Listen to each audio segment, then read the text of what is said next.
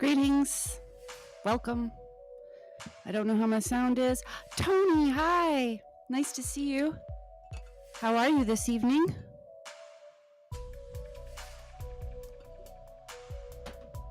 I saw you live earlier. I actually did listen for a while. I just wasn't in chat or anything. I've been weird. How's it going?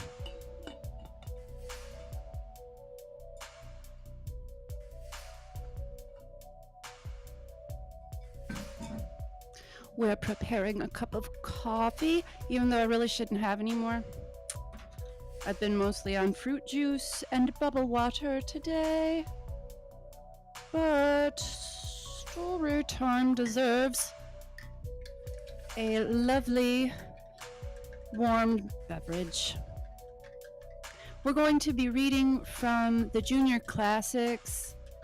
I didn't even look into public domain stuff because take me out. How about that?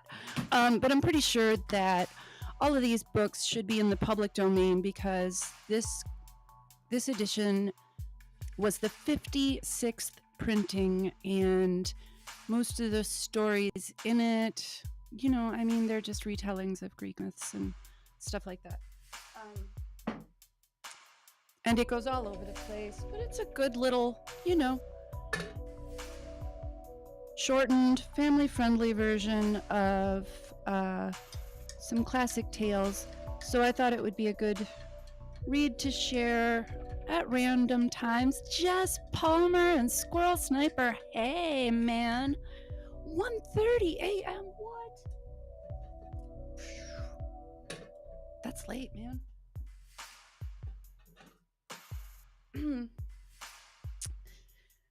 I found myself somehow asleep at like 10:30 p.m. last night. I was just out. And up and down out of bed all day today. Also drinking coffee.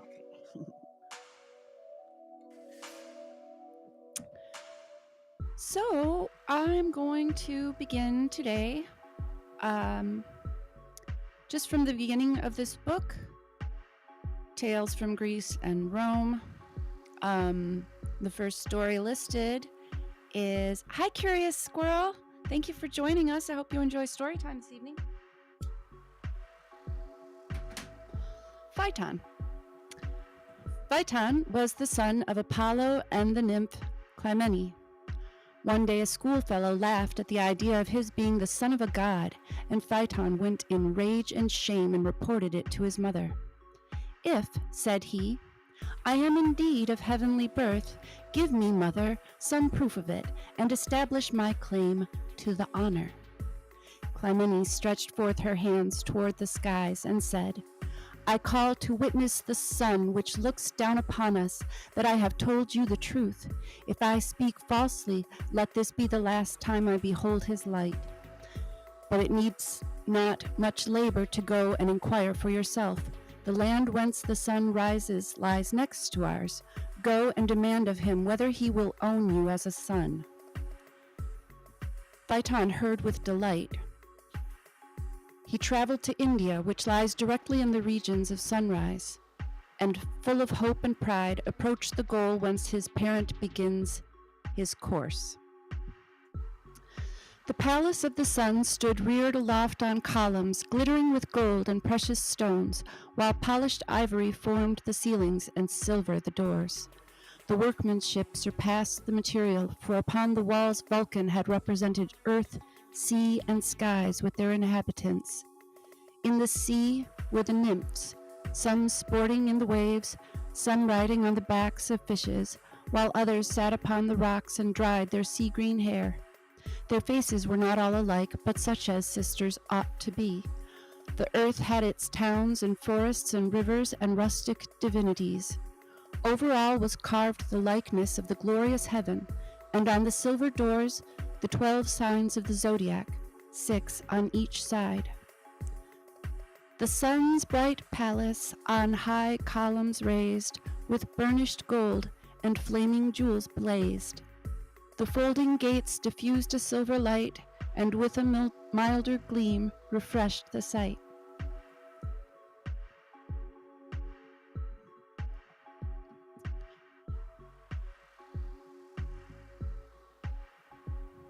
Clymene's son advanced up the step ascent and entered the halls of his disputed father. He approached the paternal presence, but stopped at a distance, for the light was more than he could bear. Phoebus? I've never been sure how to pronounce some of these Greek names, and I've had instructors in school all pronounce them differently. So we're going with Phoebus because I like the sound of it. Phoebus, arrayed in a purple vesture, sat on a throne which glittered as with diamonds. On his right hand and his left stood the day, the month, and the year, and, at regular intervals, the hours.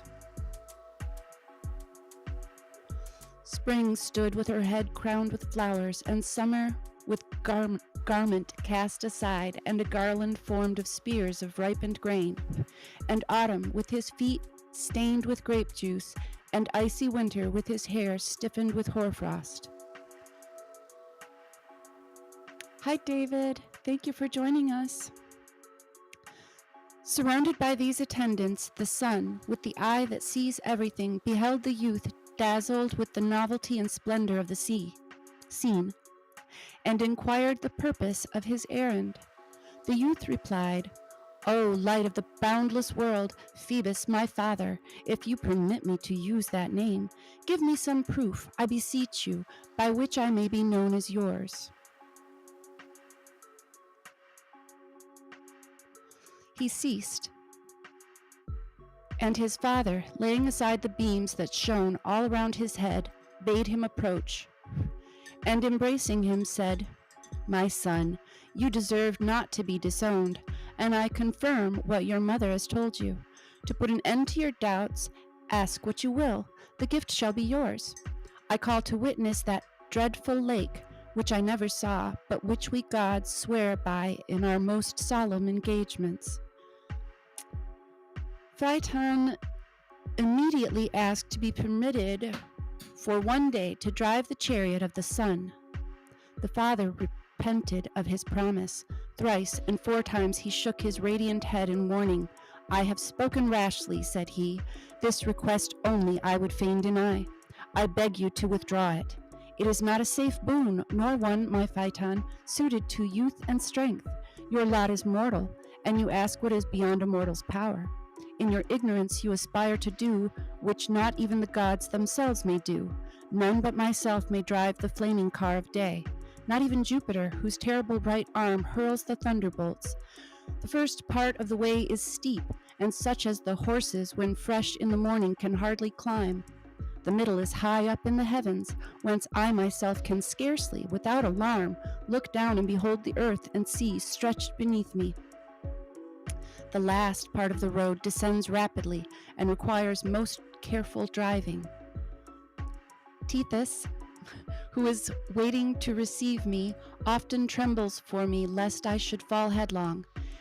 Add to all this, the heavens is all the time turning round and carrying the stars with it. I have to be perpetually on my guard lest that movement, which sweeps everything else along, should hurry me also away. Suppose I should lend you the chariot, what would you do? Could you keep your course while the earth was revolving under you?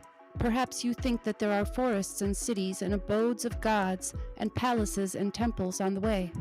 On the contrary, the road is through the midst of frightful monsters. You pass by the horns of the bull, in front of the archer, and near the lion's jaws, and where the scorpion stretches its arms in one direction and the crab in another.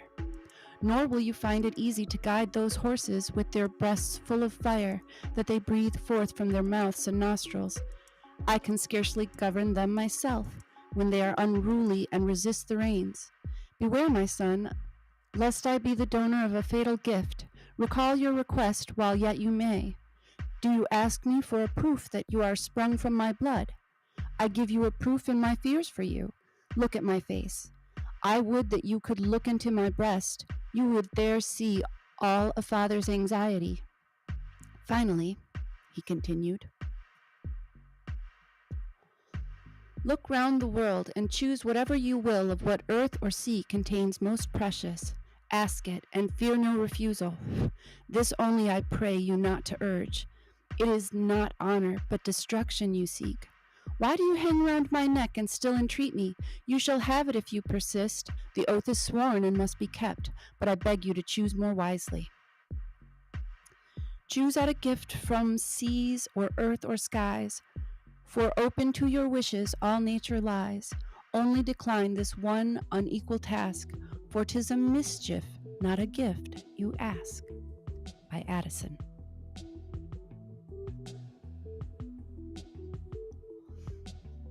He ended, but the youth rejected all admonition and held to his demand. So, having resisted as long as he could, Phoebus at last led the way to where stood the lofty chariot. It was of gold, the gift of Vulcan. The axle was of gold, the pole and wheels of gold, the spokes of silver. Sorry. Along the seat were rows of chrysolites and diamonds which reflected the brightness of the sun. While the daring youth gazed in admiration, the early dawn threw open the purple doors of the east and showed the pathway strewn with roses. The stars withdrew, marshaled by the day star, which last of all retired also. The father, when he saw the earth beginning to glow and the moon preparing to retire, ordered the hours to harness up the horses. They obeyed and led forth from the lofty stalls the steeds full fed with ambrosia, and attached the reins. Then the father bathed the face of his son with a powerful ointment and made him capable of enduring the brightness of the flame. He set the rays on his head and with a foreboding sigh said, if, my son, you will in at least heed my advice, spare the whip and hold tight the reins. They go fast enough of their own accord. The labor is to hold them in. You are not to take the straight road directly between the 5 circles, but turn off to the left. Keep within the limit of the middle zone and avoid the northern and the southern alike. You will see the marks of the wheels, and they will serve to guide you. And that the skies and the earth may each receive their due share of heat, go not too high, or you will burn the heavenly dwellings, nor too low, or you will set the earth on fire. The middle course is safest and best. And now I leave you to your chance, which I hope will plan better for you than you have done for yourself. Night is passing out of the western gates, and we can delay no longer. Take the reins. But if at last your heart fails you, and you will benefit by my advice, stay where you are in safety, and suffer me to light and warm the earth. The agile youth sprang into the chariot, stood erect, and grasped the reins with delight, pouring his thanks to his reluctant parent.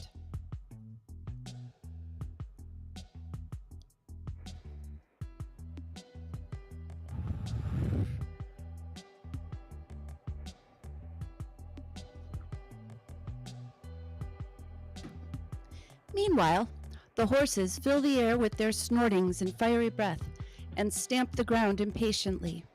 Now the bars are let down, and the boundless plain of the universe lies open before them. They dart forward and cleave the opposing clouds, and outrun the morning breezes which started from the same eastern goal. The steeds soon perceived that the load they drew was lighter than usual, and as a ship without ballast is tossed hither and thither on the sea, so the chariot, without its accustomed weight, was dashed about as if empty. They rushed headlong and leave the traveled road. I forgot how I even said that. Phaeton is alarmed and knows not how to guide them, nor, if he knew, has he the power.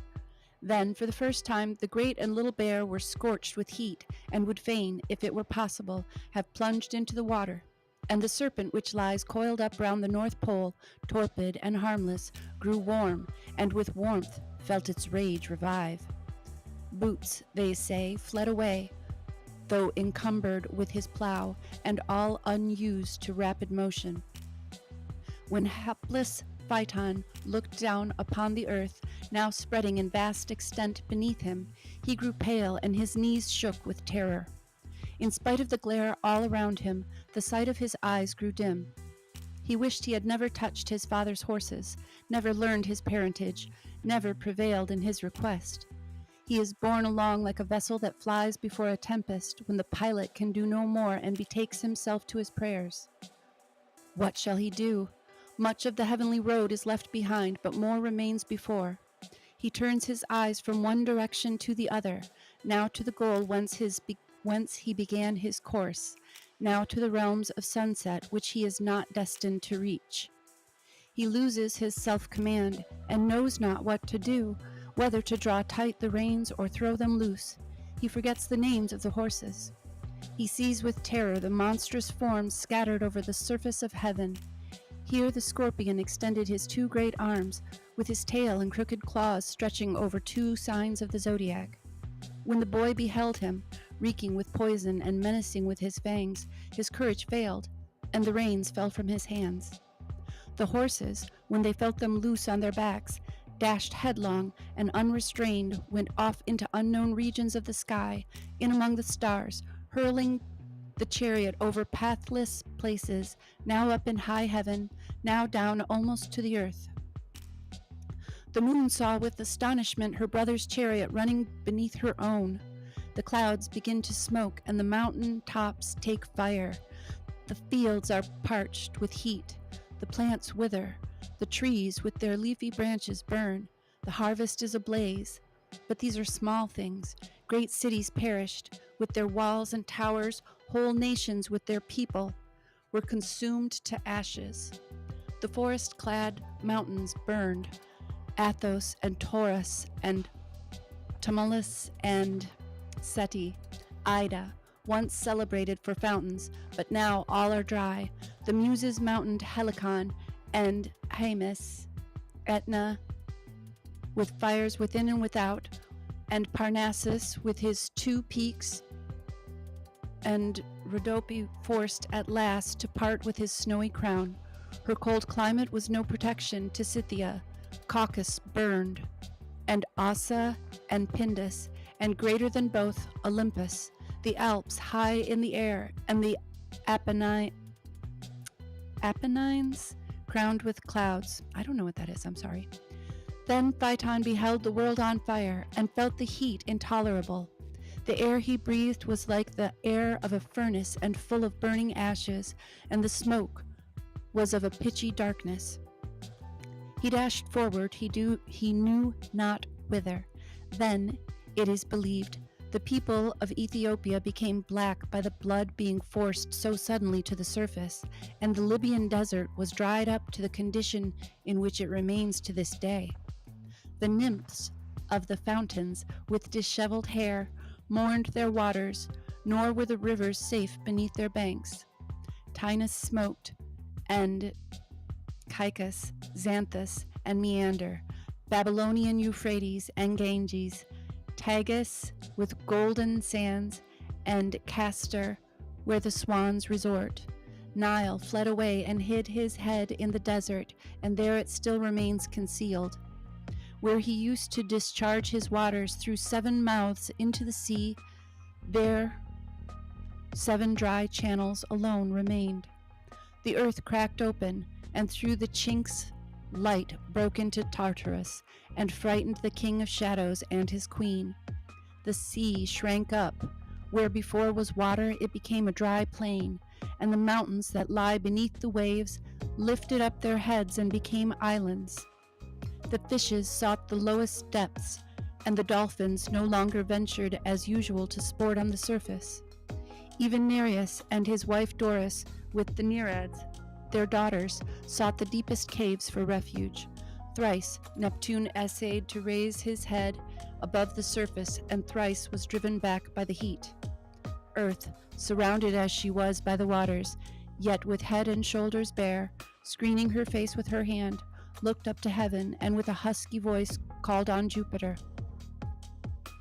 O ruler of the gods, if I have deserved this treatment, and it is your will that I perish with fire, why withhold your thunderbolts? Let me at least fall by your hand. Is this the reward of my fertility, of my obedient service? Is it for this that I have supplied herbage for cattle and fruits for men, and frankincense for your altars? But if I am unworthy of regard, what has my brother Ocean done to deserve such a fate? If neither of us can excite your pity, think, I pray you, of your own heaven, and behold how both the poles are smoking, which sustain your palace, which must fall if they be destroyed. Atlas faints and scarce holds up his burden. If sea, earth, and heaven perish, we fall into ancient chaos. Save what yet remains of us from the devouring flame. Oh, take thought for our deliverance in this awful moment.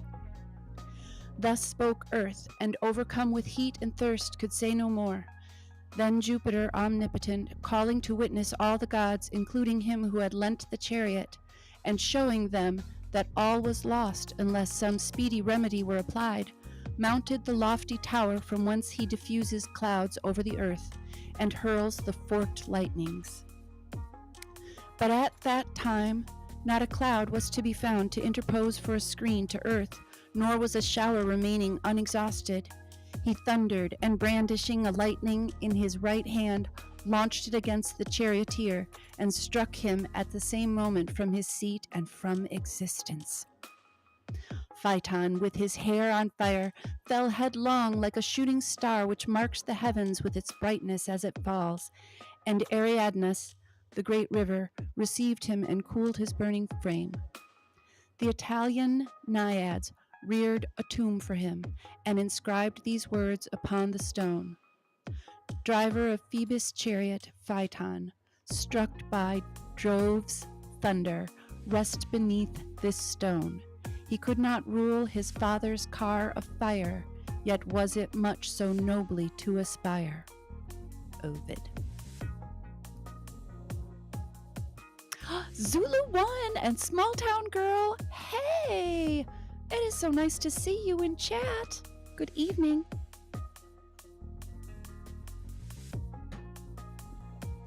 Sorry, I was into it. This is a great story. Well told. His three sisters, the Heliads, as they were called, lamented his fate, and were turned into poplar trees on the banks of the river, while their tears, which continued to flow, became amber as they dropped into the stream. That's the end. We can go directly into Prometheus the Firebringer, or we can go to Perseus. What sounds better, yo? I have 9 in chats. 1 for Prometheus, 2 for Perseus.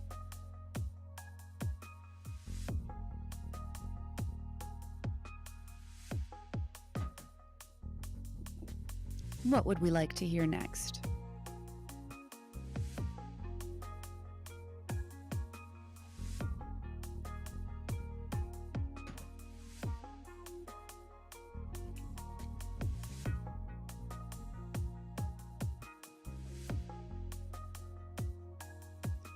Okay, we've got 2 for Prometheus.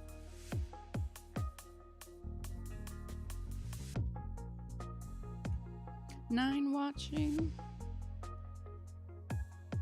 Okay. Hey, Lucy Rose. Nice of you to join us as well. I'm so glad to see you. Happy Three Kings Day, y'all. It's also my birthday. Wish me happy birthday. I am 48. Not doing too bad. We made it to 2024.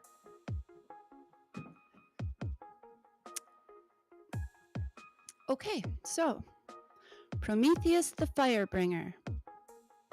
In the beginning of the reign of Zeus, his bosom friend and counselor was Prometheus, by whose wisdom he had balked the Titans of their revenge. But ere long the young king of the sky became jealous of that very wisdom to which he owed so much, and fell to doubting the loyalty of his chief helper. Hi, Super Cow. He began to say to himself that as Prometheus had forsaken Kronos in his hour of need, so he would forsake Zeus, should he foresee the coming of some yet mightier god? Had he not, moreover, interceded for Cronos, and given him a sure refuge in those happy isles that lay beyond the range of lightning flash or thunderstorm? And was he not perhaps already conspiring with the exiled Titan brethren to restore their ancient king? Now, what mainly bred suspicion in the mind of Zeus was this: Prometheus, though he came duly to council and to feast in the heavenly halls, seemed ever impatient to be gone upon some business of his own in the world below. It fell on a day that Zeus sat banqueting, throned in splendor such as mortal eye hath never seen, and surrounded by the glorious company of the Olympians, his brothers and sisters, and Prometheus rose up from his place and made to depart, after his wont. And Zeus asked him, "What is it that you will find on earth, Prometheus, fairer than this house of mine, that you are in such haste to leave?" "Nothing fairer nor so fair," answered Prometheus with a smile, "but something sweeter to me. For bethink you, king of us all, that you were born where now you reign, but I am no native of the sky. To me, a son of earth, the green glens of Arcadia are dearer than all your starry pomp." So he went his way, but Zeus sat frowning in his place, for the answer misliked him. Presently he called to him the blithe-faced Hermes, his herald and messenger, and bade him follow Prometheus and watch what he did in those glens that he loved better than the golden houses of heaven.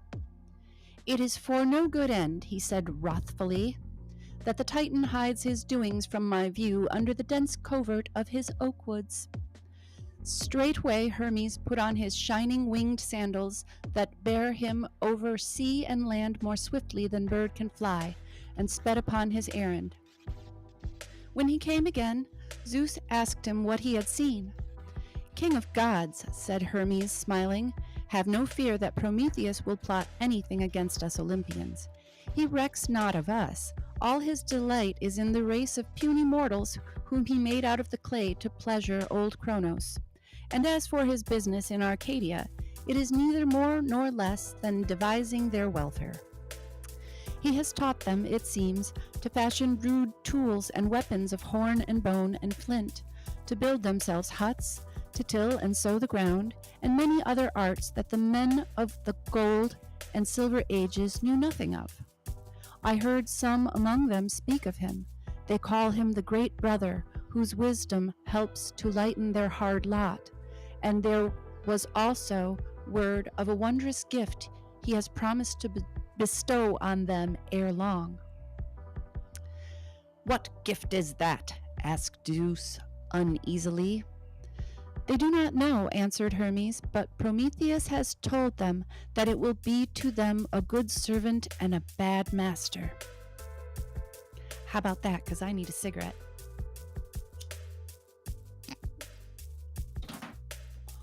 Funny, haha. Now Zeus was troubled at these tidings, for he did not believe that the great Titan would thus befriend mere mortals, creatures of a day, without some deep design. In time, perhaps, he would teach them so much that they would become wiser than gods. Nay, this unknown gift he had promised them might be some potent charm that would make them strong enough to defy the Lord of Thunder.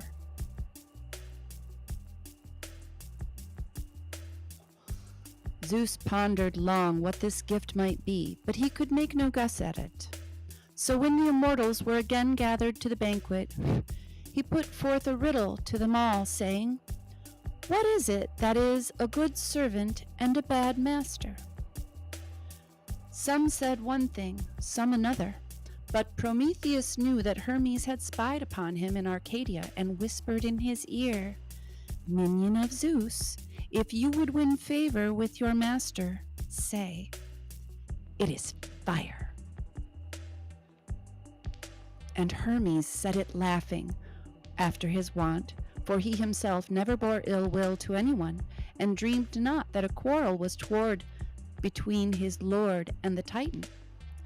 Zeus no sooner heard the answer of Hermes than he perceived that fire was indeed the gift Prometheus was minded to bestow upon men, which as yet was unknown to mortals and burned only beneath the earth and on the sacred hearth of the gods on high.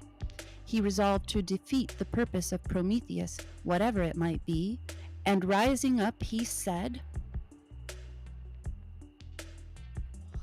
"You have heard, Olympians, my riddle and its answer. Now hear and obey my command.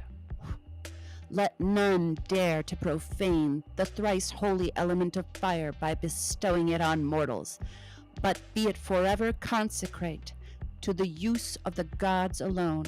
Swift vengeance will I take on him who shall transgress this my law." The rest of the immortals hastily promised obedience, but Prometheus began to plead earnestly with Zeus for the race of mortals, bidding him remember the want and hardship they must endure now that earth no longer gave her increase freely as in the age of gold. "Without fire," he said, "mankind could not warm their shivering frames in the winter season, nor forge weapons of metal to defend themselves from beasts of prey, nor bring to perfection any of those helpful crafts that he had begun to teach them.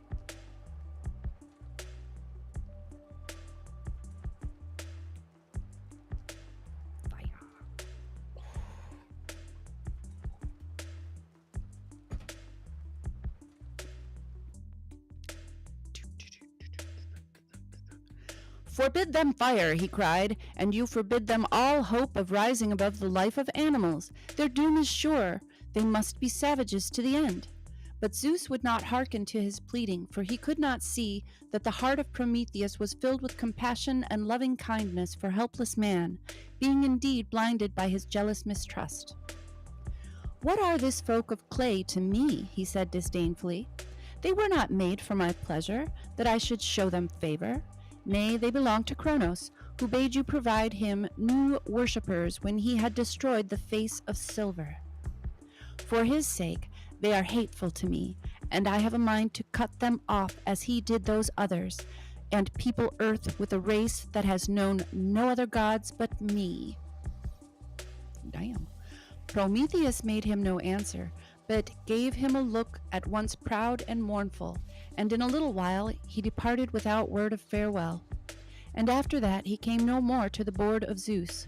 But when some days had passed, Zeus looked forth upon the earth and saw pillars of blue smoke rising among the trees in all the valleys of Arcadia. For Prometheus had taken fire from the hearth of the gods by stealth, and brought it to men in a hollow wand of fennel that served him instead of a staff. He had shown them how to make open hearths of sun-baked clay in their poor dwellings, and how to kindle dry wood thereon with the new gift, and they cried aloud for joy and wonder as they saw the scarlet flowers of flame blossom from the dead boughs. Then was Zeus wroth indeed. In the first moment of his fury he stretched forth his hand to his thunderbolts with intent to hurl them upon the land of Arcadia and utterly consume every living thing therein. But he bethought him suddenly of a better way to wreak vengeance upon the rebel Prometheus, and he stayed his hand.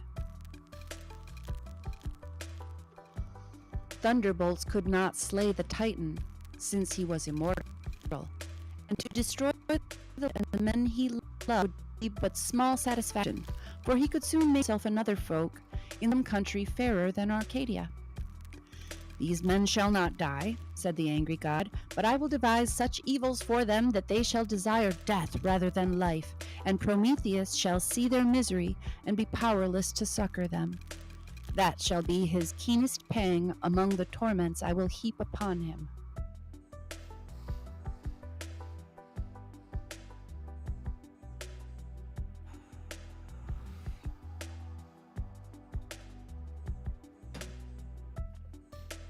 Now there are giant twins whose lot it is to serve him that sits upon the throne of heaven, be he who he may, and the gods call them Kratos and Bia, that is to say, might and force. These Zeus called before him, and having laid certain commands on them, he sent them to the forge of the Cyclops in Mount Etna. which he had given to the lame smith god Hephaestus, the cunning craftsman of the Olympians, to be his workshop. Meanwhile, Prometheus, not ignorant of his doom, betook himself to the house of his brother Epimetheus, and said to him, "Brother, I am bound on a far journey, and must bid farewell to you and to Arcadia, our pleasant home, for the fates will have it so. Grieve not, nor be amazed at the things you will shortly hear concerning me, since all that must befall me I have foreseen with unshaken mind. But take good heed to yourself, and beware above all else of receiving any gift from Zeus." With that he took leave of his brother and returned to his own house to await those whom he knew would come speedily, and that night he went unresisting with Kratos, Bia, and Hephaestus to his place of punishment.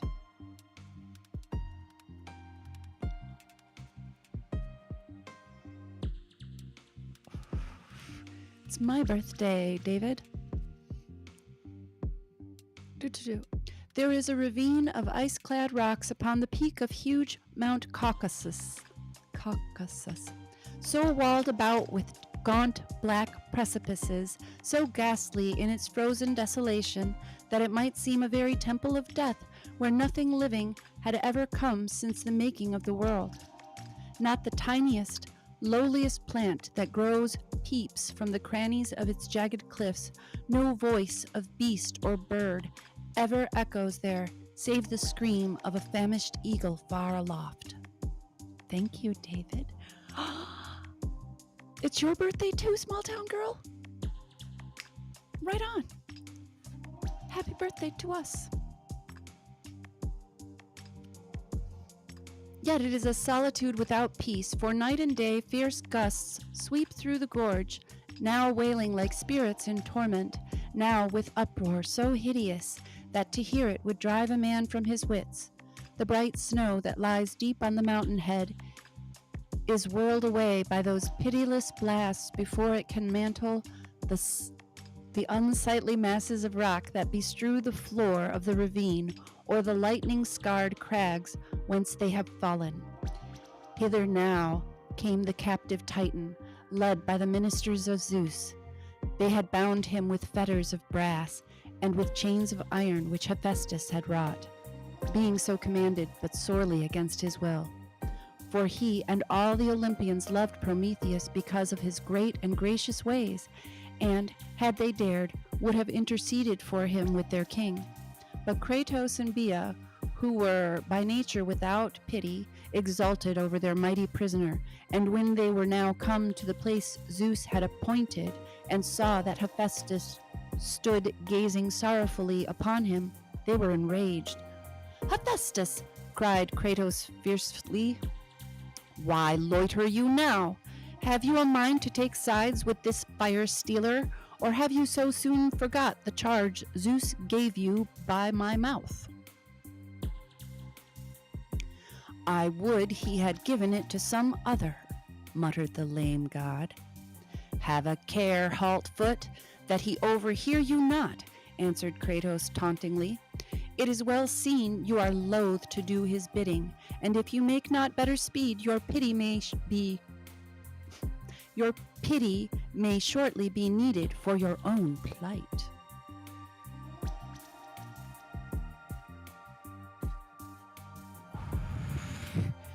"Savage that you are," retorted Hephaestus, "what needs your rude urging? I know and will perform the sentence of Zeus, but none that has not, like you, a heart of stone, could joy in such a task. Come, let us about it, and hold your peace the while." Forthwith, Kratos and Bia caused Prometheus to stand upright against a huge pillar of rock, and they held up his arms above his head while Hephaestus bound him to the pillar by the neck and wrists and ankles, riveting his fetters to the rock with nails of adamant. Slowly he plied his hammer, slowly he limped to and fro, and as he worked he heavily sighed. Meanwhile, Kratos feasted his eyes on the sight and exclaimed impatiently against his slackness, "Bind him faster, Hephaestus," he cried. "Drive home this spike through the iron collar, that he may not turn his head to right or left. Look you how loose sits this manacle.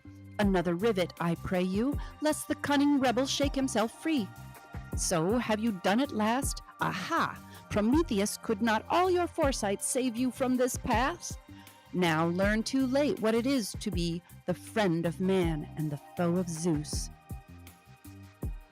Never a word answered Prometheus, but Hephaestus angrily bade Kratos and Bia gone, for they had done their office.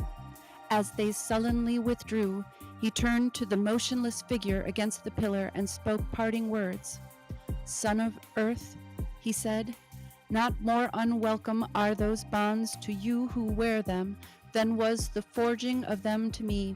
Alas, that my skill is put to such a proof, that I must bind one of a race divine in these shackles which no power can break. Ah, rash Prometheus, why did you flout the majesty of Zeus for the sake of worthless mortals? Know you not that a newcomer makes ever a stern master, jealous of his honor? Loath am I to leave you thus, but I can avail you nothing, nor see I whence you are to look for any deliverer. Here, then, you must bide, shut out from sight and speech of gods or men by these eternal walls. Here, unsheltered in the scorching blaze of noon, you will pray for the coming of starry-kirtled night. Albeit to you she brings no solace, but only exchange of torment, the arrows of frost for the arrows of the sun. I, where naught else ever changes, dear to you sleepless eyes shall be the coming of morn and eve." Having thus spoken, Hephaestus also went his way with halting steps, and all was silence for a space in that prison house. Then a great cry broke from the Titan in his anguish.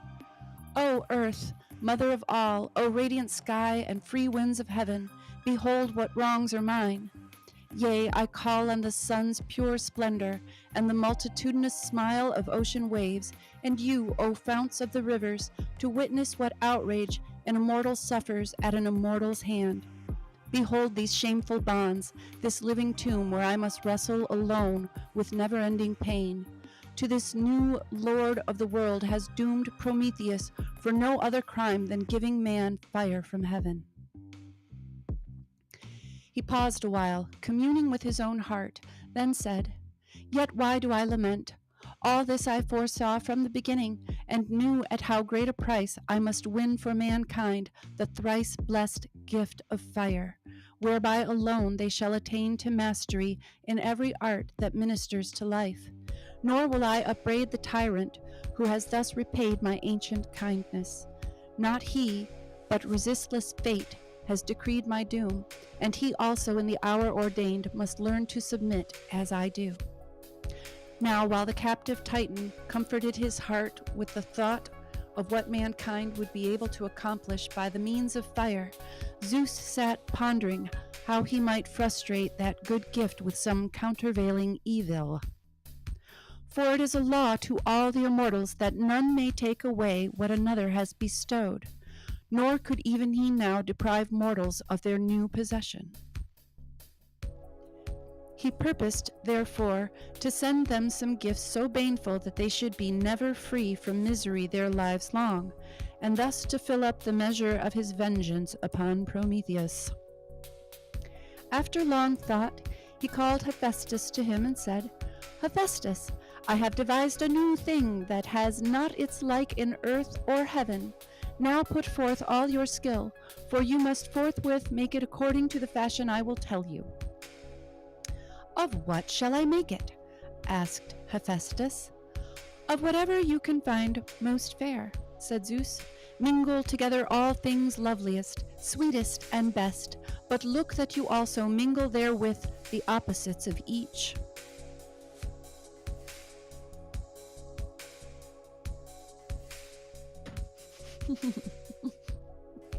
Evil, yes. So Hephaestus took gold and dross, wax and flint, pure snow and mud of the highways, honey and gall. He took the bloom of the rose and the toad's venom, the voice of laughing water and the peacock's squall. He took the sea's beauty and its treachery, the dog's fidelity, the wind's inconsistency, the cruelty of the tiger and the mother bird's heart of love. All these and other contraries past number he blended cunningly into one substance, and this he molded into the shape that Zeus described to him. When it was finished, Hephaestus looked upon his handiwork and said, "We have made no new thing, but the image of a goddess." "Nay," said Zeus, "we have made the first woman." And with that he breathed upon the image, and it lived, and looked upon them wonderingly as one suddenly awakened. Then he called all the Olympians to behold the first woman, and they marveled at the beauty of her, for in truth she was fair as any goddess. They cried they would each offer her some gift on this her birthday, and so they did.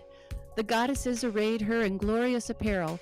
Hephaestus decked her with jewels of cunning workmanship, and every god gave her some precious thing. Last of all, Zeus himself placed in her hands a casket of lustrous amber, richly overwrought with flowers and fruit of the pomegranate, and having 2 golden snakes for handles. "Behold, immortals," he said, "this new fair creature of my shaping thought, endowed with every earthly loveliness, laden with heaven's choicest treasures. Shall she not be named Pandora, all gifted? Seems she not even as a bride adorned for her husband? But she is no mate for an Olympian, for she is mortal. Come, let us send her to wed with Prometheus, in token that we bear him no ill will for his rebel brother's sake."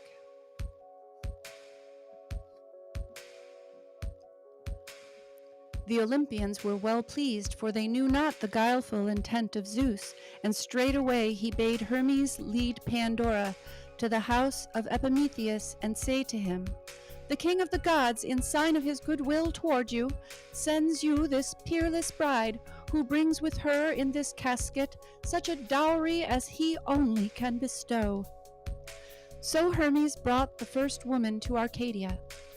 Now when Prometheus saw her beauty and heard why she was come, he could scarce contain himself for joy at his good fortune, and he received the bride with her casket into his house and wedded her that day, without once remembering the warning Prometheus gave him not to take any gift from Zeus. But on the morrow it came back to his mind, and he repented of what he had done, for this was his nature, that he was never wise until too late. From this he had the name of Prometheus, which means afterthought, even as his brother was called Prometheus, or forethought, because he was wise about things to come. Prometheus now reflected that the dowry Zeus had given his bride was doubtless meant to work him some deadly harm, and he asked Pandora if she knew what lay in her amber box. "No, my husband," said she, "but I will fetch the box from our chamber, and we will open it and see. I long to know what the great king of the immortals has bestowed on us." "Bide here, Pandora," said the Titan, "and listen well to what I shall say. My mind misgives me that yonder casket holds some evil secret, and he who sent it is not a friend but a subtle enemy. I was warned erewhile to take no gift at his hand, but in my folly I paid little heed. Now, since what is done cannot be undone, and the gift is under my roof, here let it stay. But I charge you on your love and obedience, never open the casket, for whatever it holds can do us no mischief while we keep it fast shut. And it is itself so royal rich and beautiful a thing that I have no heart to cast it away." Pandora was glad that she might keep the wondrous box, and every day she viewed it with delight as it shone like translucent gold in the sunlight. But after a while she wearied of that pleasure and began to wonder more and more what might be hidden within it. Many a time, alone in her chamber, she sat gazing at the casket until longing to learn its secret so nearly overcame her that she arose and went hastily forth, vowing to look on it no more. Sorry. This side of my face is messing with me. At last, in an uncursed hour, she could resist her desire no longer.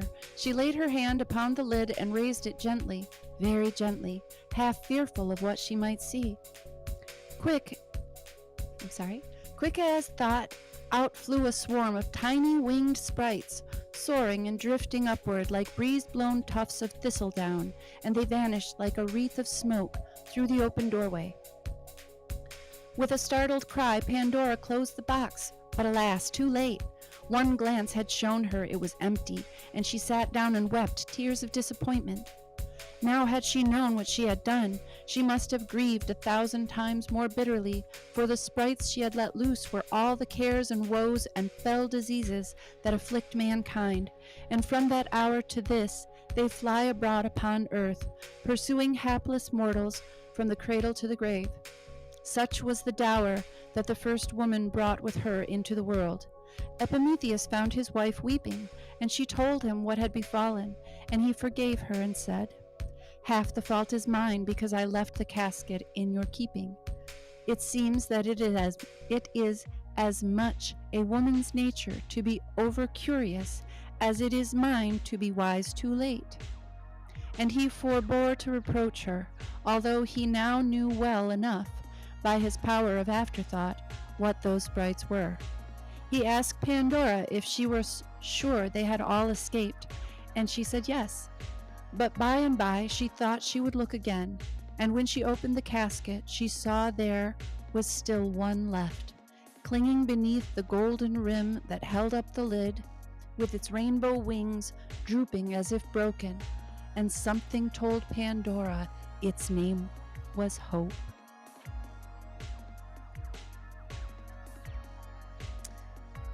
That's always been one of my favorites. So, we've been going for an hour. Let's see how long they have written the tale of Perseus here. Oh, it's quite long. That would be an entire reading on its own. It would go another hour, maybe more. It's about 28 pages. I read about aloud, somewhere between 20 and 30 an hour. If I'm silent, hundreds. So what shall it be? Should we continue into the tale of Perseus? Or are you all off to bed? Perseus? 1 for Perseus, 2 for bedtime.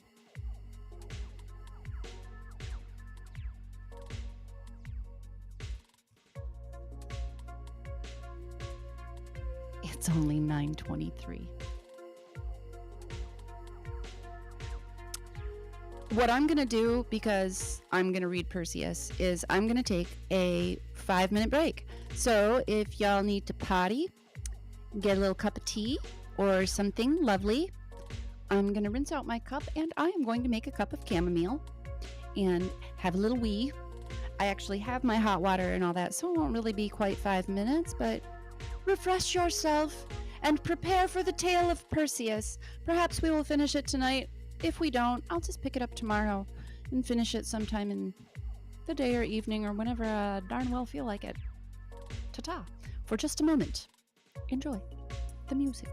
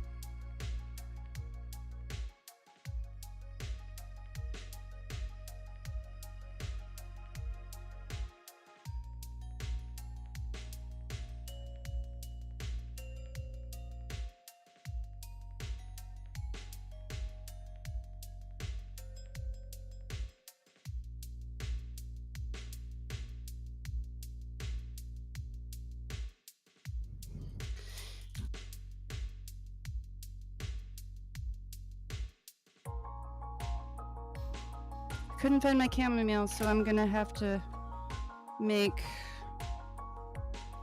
hibiscus mint, but that's one of my favorites anyway, and I just dropped the other half of my tea bobber, so excuse me while I duck.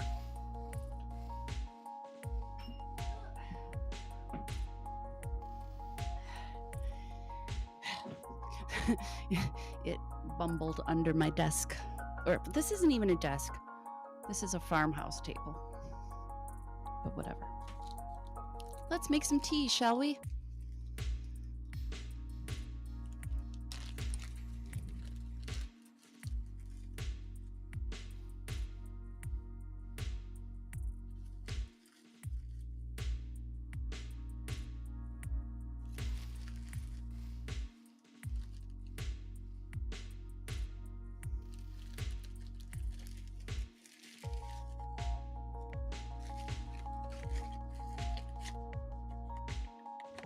We'll just toss that over there because we don't care. It looks like enough. It's about a teaspoon. Some tea everywhere.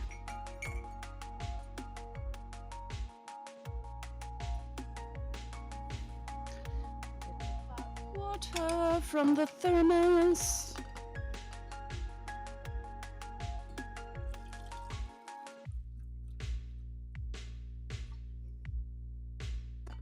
Letter Bob.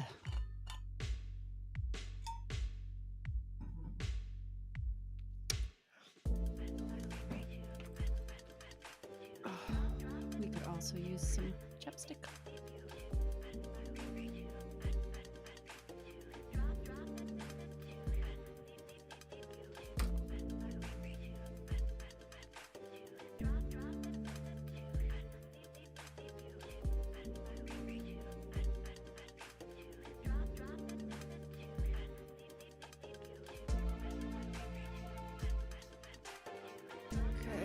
Know how long that's been for break time. I guess I should have noted what time it was when I walked away, but you know, I'm just trying to get comfortable here. I'm excited for this one. Okay. Thank you, Lucy. I love goggles. Look, and glasses. And my niece knows she got me these ones for Christmas. She's so cute. These ones, which I like very much. Check them out.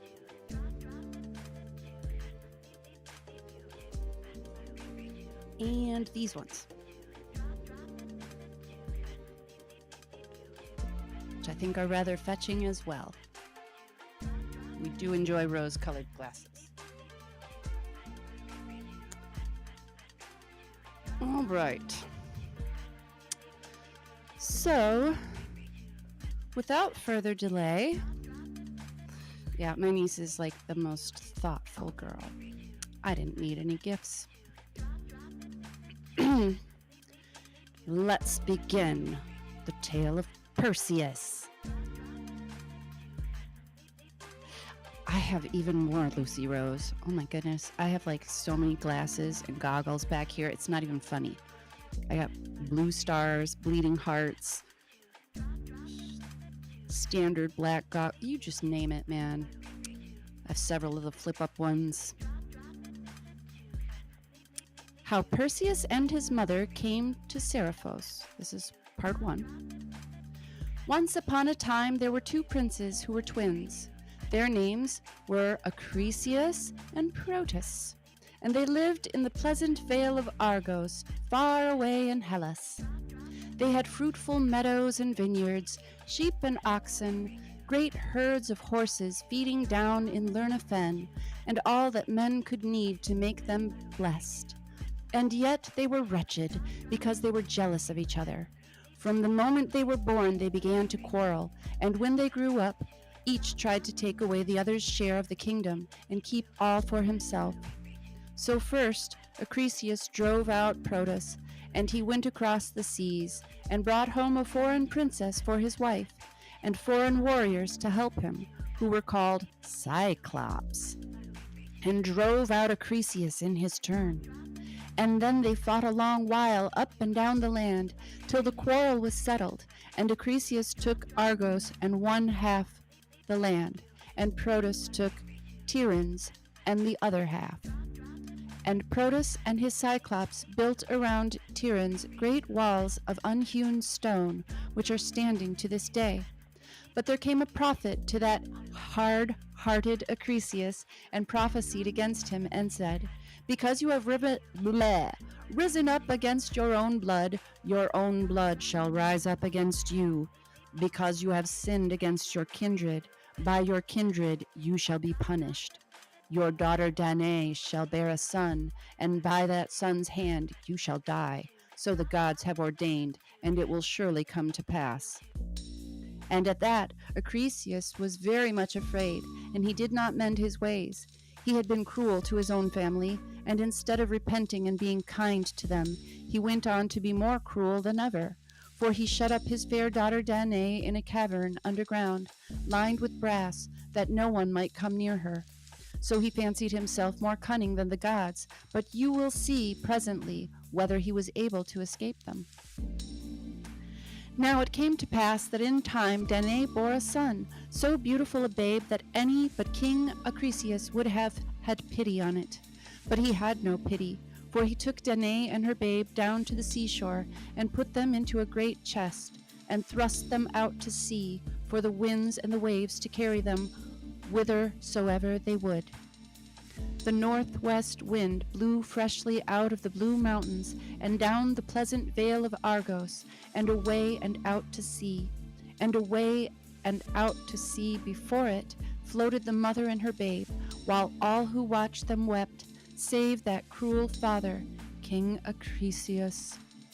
So they floated on, and the chest danced up and down upon the billows, and the baby slept upon its mother's breast. But the poor mother could not sleep, but watched and wept, and she sang to her baby as they floated. And the song which she sang you shall learn yourselves some day. And now they are past the last blue headland, and in the open sea, and there is nothing round them but the waves, and the sky, and the wind. But the waves are gentle, and the sky is clear, and the breeze is tender and low. For there are the days when Halcyon and Ceyx build their nests, and no storms ever ruffle the pleasant summer sea. And who were Halcyon and... There's that name again. Ceyx? I don't know how you say that. Ceyx. I could look it up right now, but I'm not gonna. You shall hear while the chest floats on. Halcyon was a fairy maiden, the daughter of the beach and of the wind, and she loved a sailor boy and married him, and none on earth were so happy as they. But at last Ceyx was wrecked, and before he could swim to the shore, the billows swallowed him up. And Halcyon saw him drowning, and leapt into the sea to him, but in vain. Then the immortals took pity on them both, and changed them into two fair seabirds, and now they build a floating nest every year, and sail up and down happily forever upon the pleasant seas of Greece. So a night passed, and a day, and a long day it was for Danae.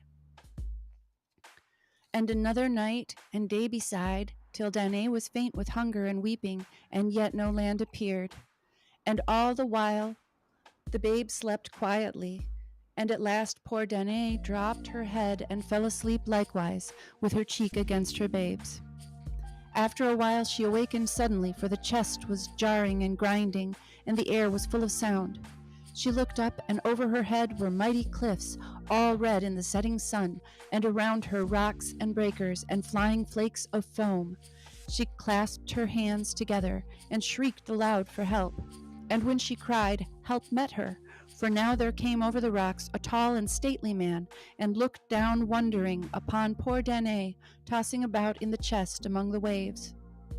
He wore a rough cloak of frieze, and on his head a broad hat to shade his face. In his hand he carried a trident for spearing fish, and over his shoulder was a casting net.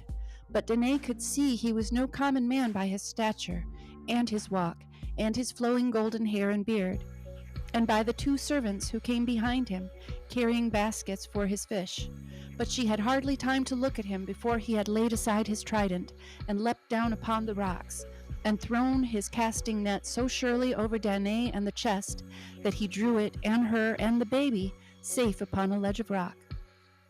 Then the fisherman took Danae by the hand, and lifted her out of the chest, and said, "O beautiful damsel, what strange chance has brought you to this island in so frail a ship?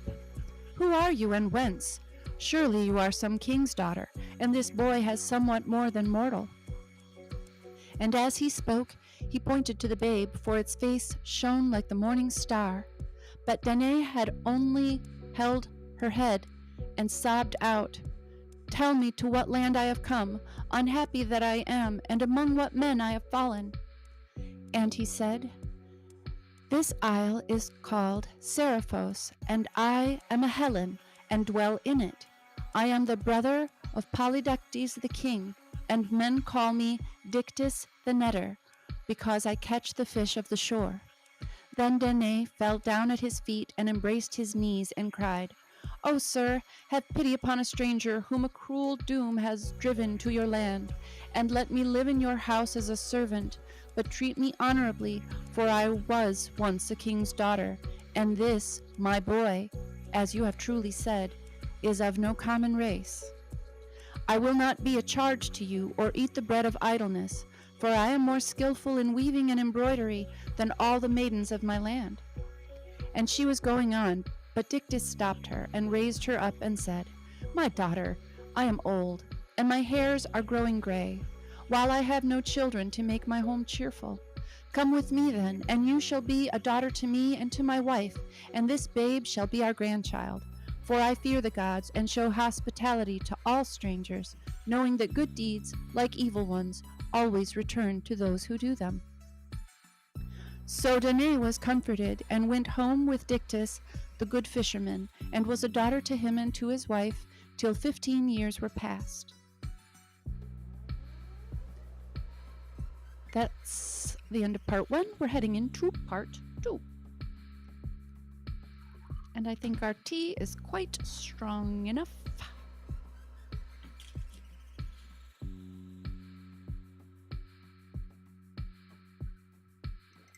Lovely.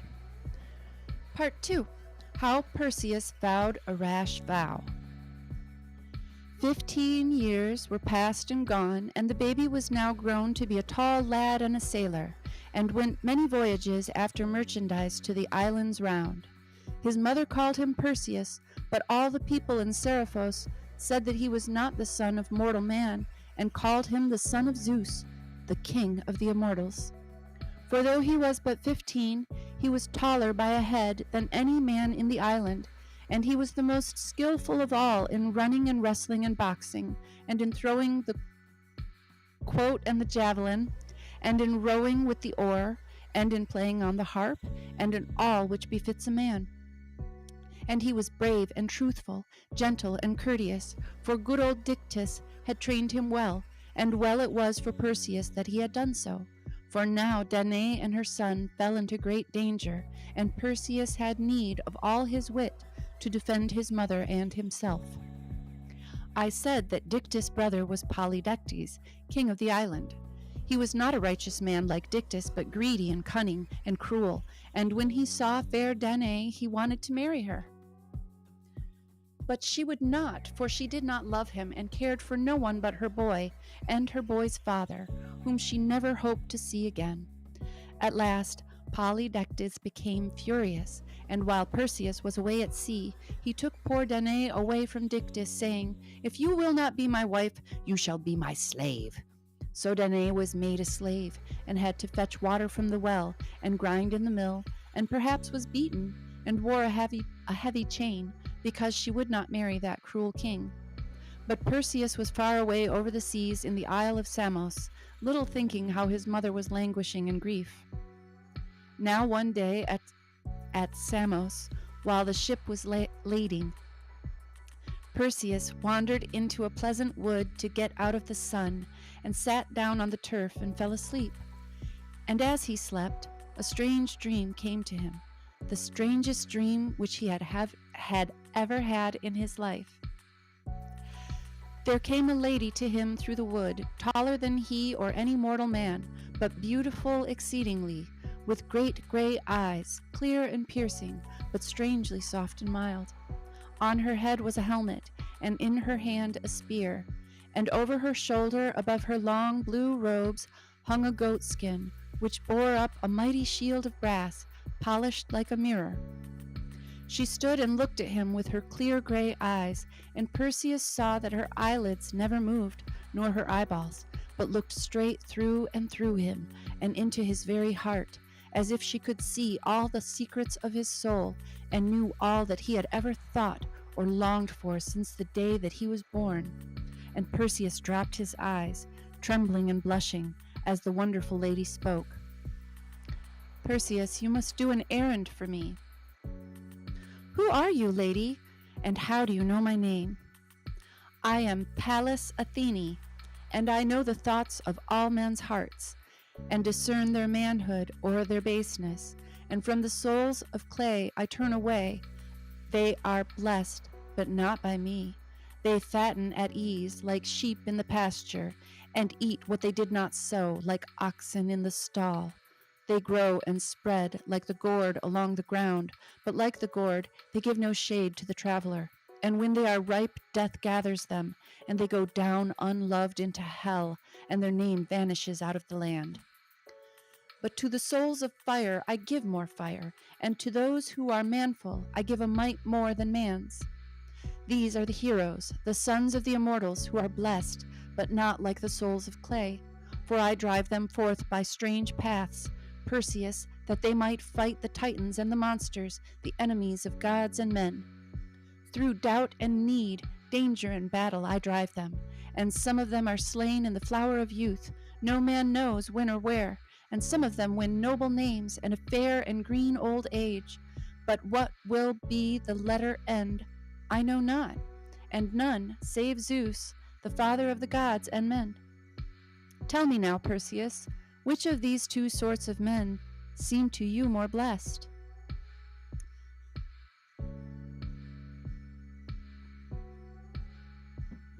Then Perseus answered boldly, "Better to die in the flower of youth on the chance of winning a noble name than to live at ease like the sheep and die unloved and unrenowned."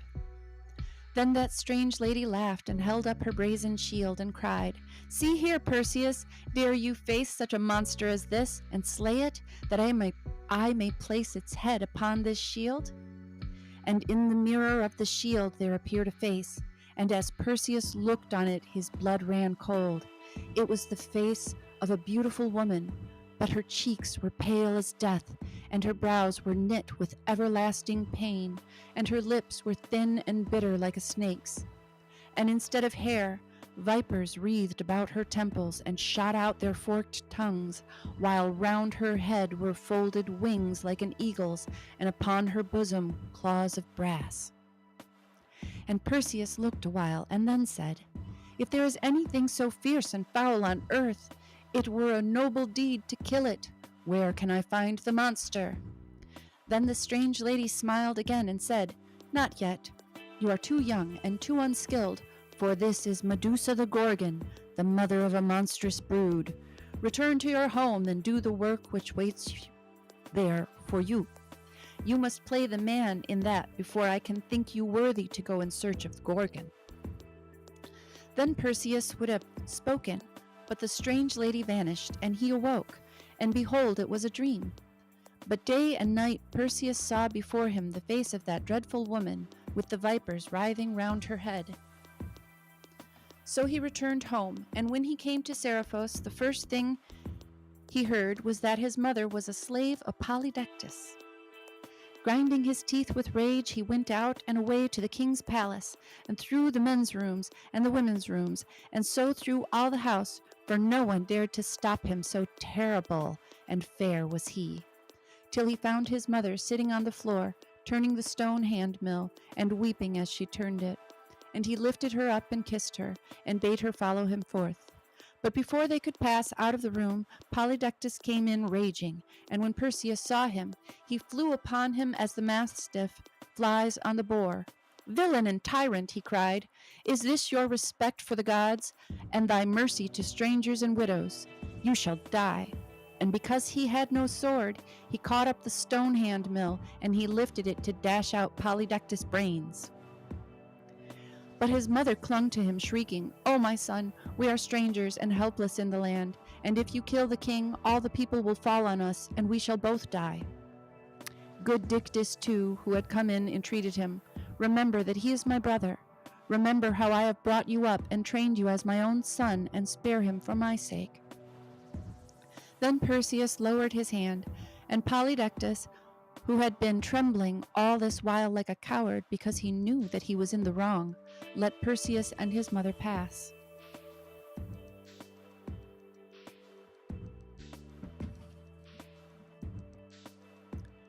Perseus took his mother to the temple of Athena, and there the priestess made her one of the temple sweepers, for there they knew she would be safe, and not even Polydectes would dare to drag her away from the altar.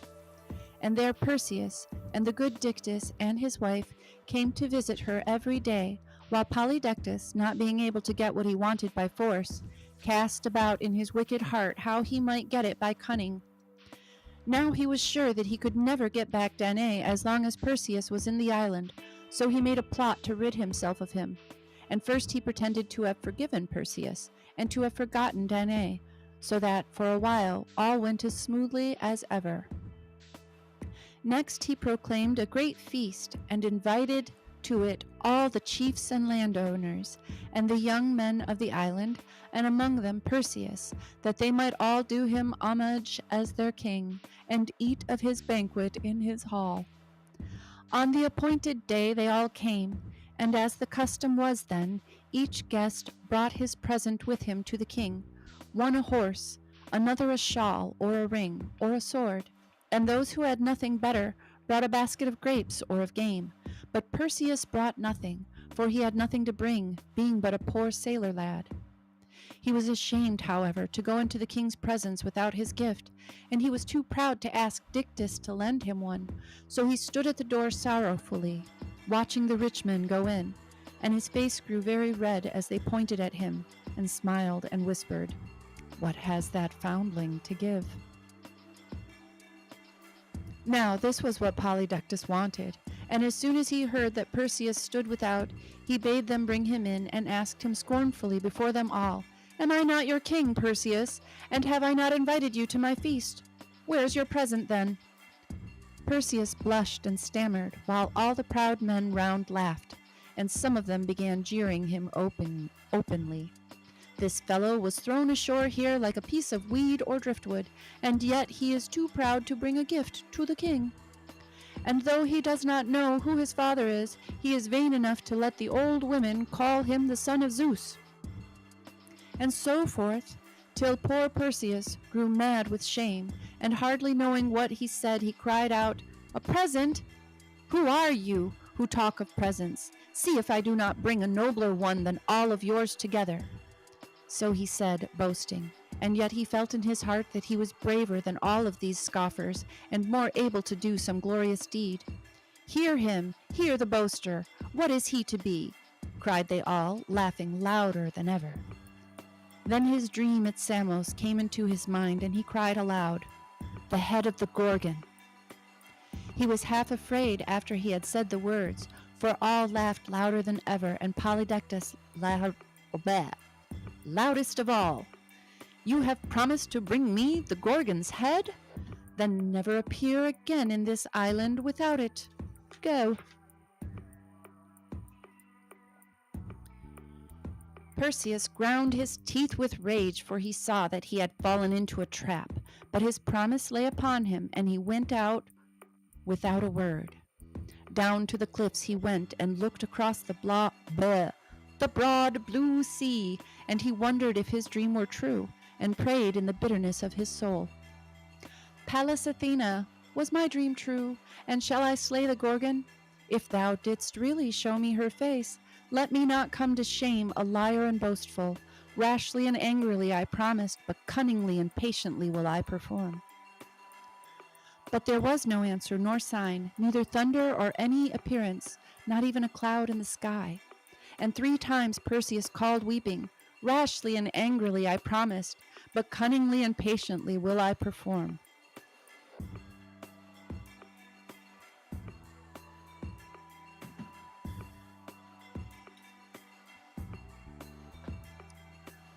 Then he saw afar a small white cloud, as bright as silver, and it came on nearer and nearer, till its brightness dazzled his eyes.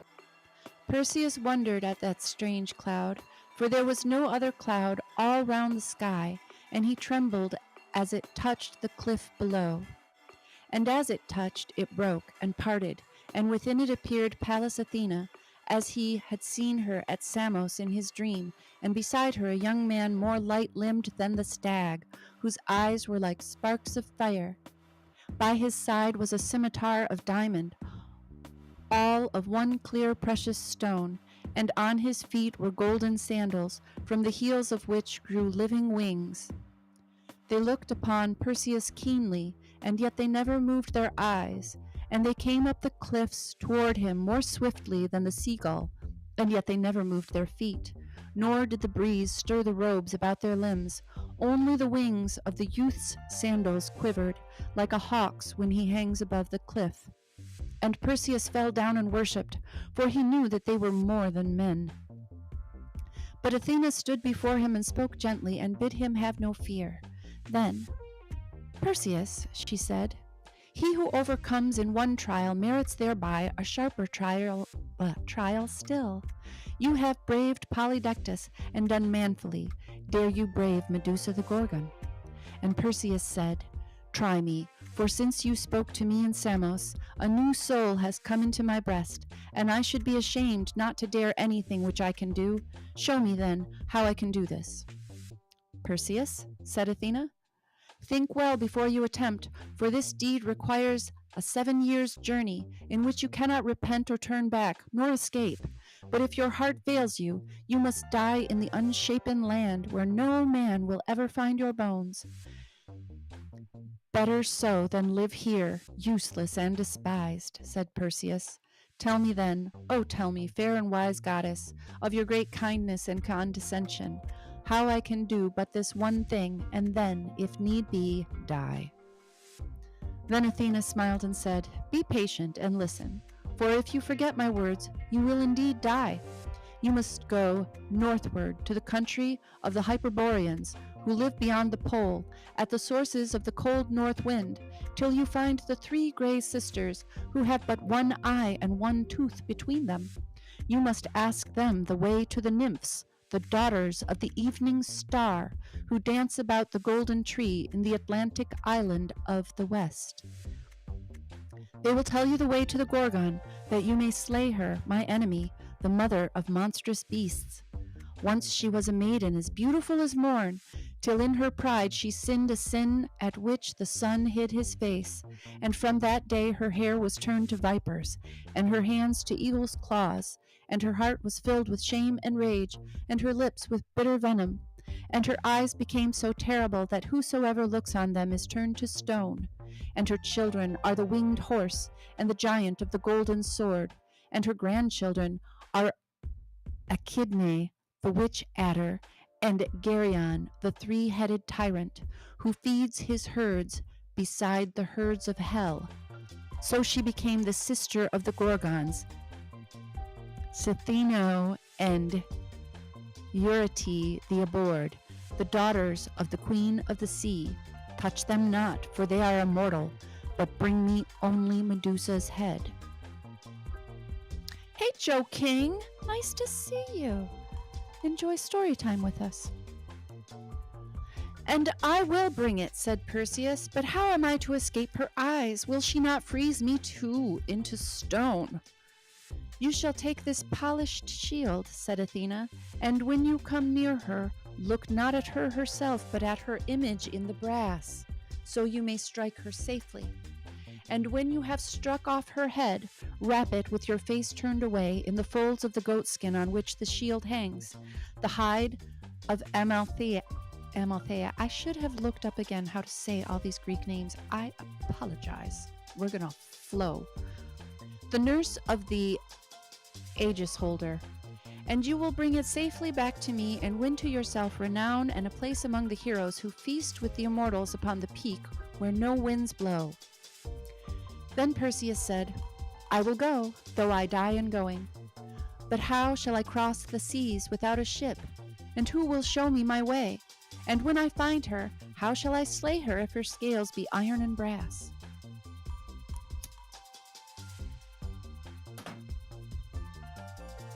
Then the young man spoke. These sandals of mine will bear you across the seas and over hill and dale like a bird, as they bear me all day long, for I am Hermes, the far-famed Argus slayer, the messenger of the immortals who dwell on Olympus. Then Perseus fell down and worshipped, while the young man spoke again. The sandals themselves will guide you on the road, for they are divine and cannot stray, and this sword itself, the Argus slayer, will kill her, for it is divine and needs no second stroke. Arise, and gird them on and go forth. So Perseus arose and girded on the sandals and the sword. And Athena cried, Now leap from the cliff and be gone. But Perseus lingered.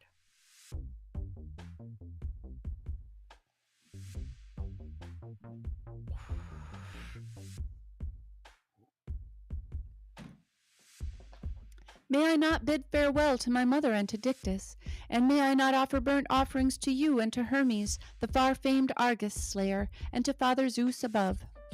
You shall not bid farewell to your mother, lest your heart relent at her weeping. I will comfort her and Dictys until you return in peace, nor shall you offer burnt offerings to the Olympians, for your offering shall be Medusa's head. Leap and thrust in the armor of the immortals. Trust in the armor of the immortals. Then Perseus looked down the cliff and shuddered, but he was ashamed to show his dread. Then he thought of Medusa and the renown before him, and he leapt into the empty air. And behold, instead of falling, he floated, and stood and ran along the sky. He looked back, but Athena had vanished, and Hermes, and the sandals led him on northward ever, like a crane who follows the spring toward the Easter fens. That is the end of part 2. Let's see how long part 3 is.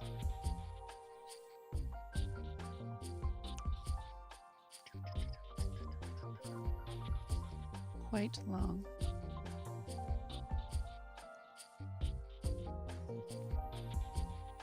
How y'all feeling? It's 10 o'clock. I could end. Because part 3, he actually meets the Gorgon. It goes on for quite a long while. Why don't I save part 3 for tomorrow or another day? Yes, it is a shared birthday party for myself, and a small town girl is also J6 baby.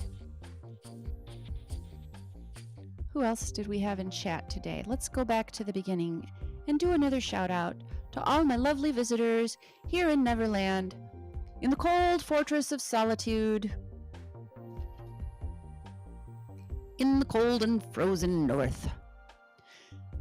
Hello to Tony's Coffee House, Squirrel Sniper, Jess Palmer, Mr. Super Sidewinder, Small Town Girl, Zulu One, Lucy Rose, Supercalifragilistic, Mindful Exposures. Hi. I'm sorry I missed you come in. I was into my story reading. That was a good one. We've been having a good time this evening. I have anyway. I hope you've all enjoyed it as much as I have. Lucy Rose, I know I caught you. I guess that's everybody who flew through to say hello. Wishing you happy hours and many moments of joy wherever you can find them. Still freaking out a little bit, laying low. For darn good reasons. Tomfoolery afoot, and I'm not having any of it. Good fucking luck, motherfuckers. Can't bring me down. Woo! Man. Shoot. So, love y'all. See you later.